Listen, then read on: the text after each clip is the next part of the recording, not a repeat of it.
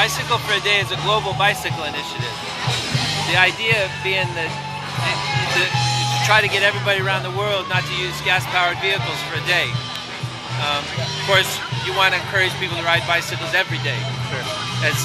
Because a bicycle is one simple thing that you can do that has an immediate positive impact on the environment.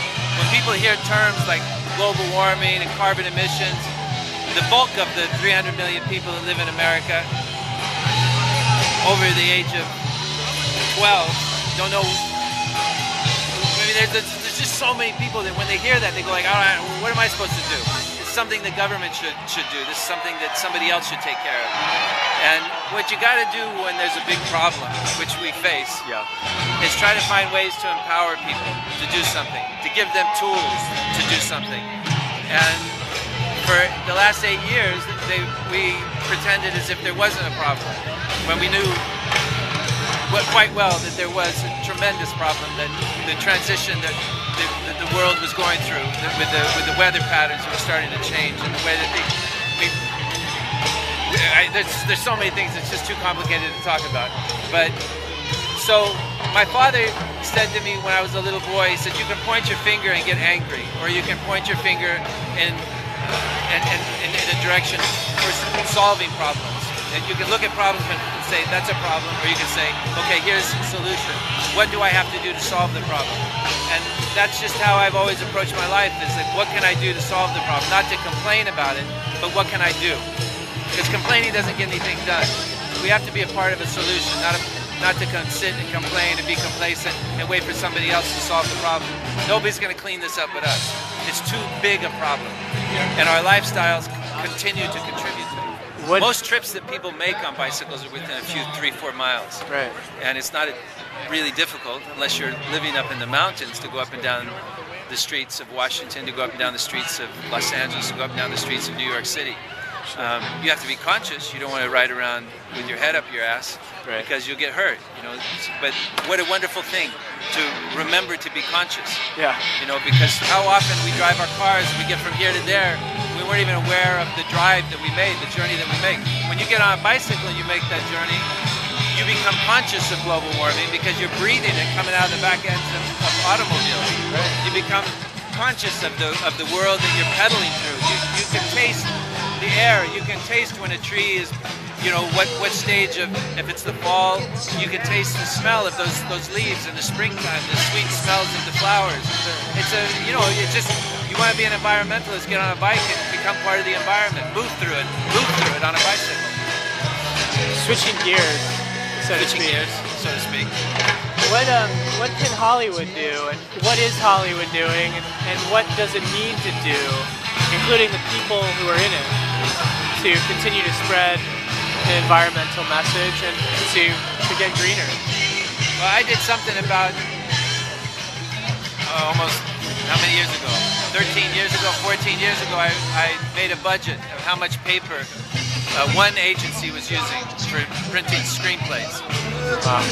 An average screenplay was about 115 pages. So I went to the head of the office and I said, why don't you print scripts double-sided? They said, how do you do that? And how will people read them? And I couldn't believe the ignorant answer the question that I'd received to my question. And so I made a budget of how much paper they use, how much it costs to ship scripts, how much it costs to mail scripts. And since that time, it's become an industry standard. Everybody prints double-sided scripts now, just from that simple budget that I made. Now, I'm not an accountant, I'm not a genius, I'm not some smart human being. It was just something that was so obvious. Print it on double-sided, read it like a book. And since that time, the motion picture industry, just in Los Angeles, has saved over 2 billion sheets of paper. It's a simple thing. Do you feel like Hollywood needs to do more? Do you feel like actors and actresses? No, I mean Hollywood. It is an industry, So it's a funny question. Hollywood do more? What is Hollywood? I don't know who Hollywood is. I don't know who. It's the people who are in the spotlight, who have the attention of millions of people. I mean, they should because they think it's right, not because they're part of Hollywood. I think people in Hollywood have the opportunity to get people's ear and get people's attention. So you have a responsibility because when you're on a television, when you're on a stage, when you're projected onto a motion picture screen, people are affected by the things that you do and the things that you say. So, but I mean, to say that people should live by the example of people from Hollywood would be sending out a really bad message. So I don't know about that. You know, I don't like to look up to anybody as a hero, like a baseball player or a football player, because everybody's got problems and makes mistakes. So who inspires you? My wife. Why? She's the real deal. She's not a pretender. She's a, you know, she walks the walk and talks the talk. She talks the talk and walks the walk. Okay. She's the real deal. She, I think Mahatma Gandhi said it best. You know, be the change that you want to see in the world. That's from anybody from working class person to the most powerful person in the White House, President of the United States. That if you say you want to be a part of change, you have to live it. You can't talk about it. You have to do it. You have to live your life by example. You know, you can't be a hypocrite. You know, so and you can't do everything. You gotta just do what you can. And collectively, those little things add up to a lot. But people aren't doing enough. So that's why we're here today with Earth Day. You know, to talk about doing more. Great. And giving examples that simple things that people can take home and make a change.